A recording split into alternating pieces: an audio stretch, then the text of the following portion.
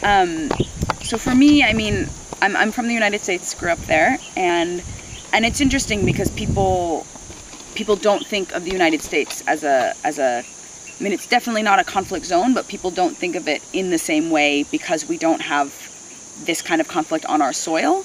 But in many ways, I think the U.S. and attitudes in the U.S. are equally, if not more, than other places in the world, in the same vein of violence being the way to solve problems, both domestically, but in the way that we think about our role in the world.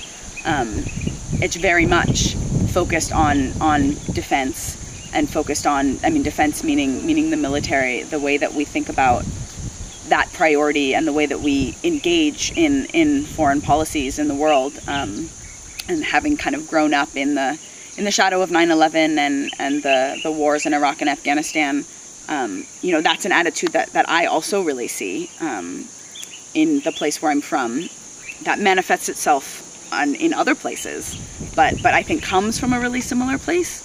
And so so my interest in NP is very much in is how can outside actors do it differently, right? Like how can an NGO who is international, who is made up of people from all over the world, engage in a process that does not use violence, and that as a key priority keeps that space for local actors, because that is the only way to actually have sustainable change. And so the thing that I really value in NP and in NP strategies is the way that we see ourselves as a very particular added value. You know, we're here as a catalyst. We're here to provide safety. We're here to keep some of that space open in a way that outside actors can do.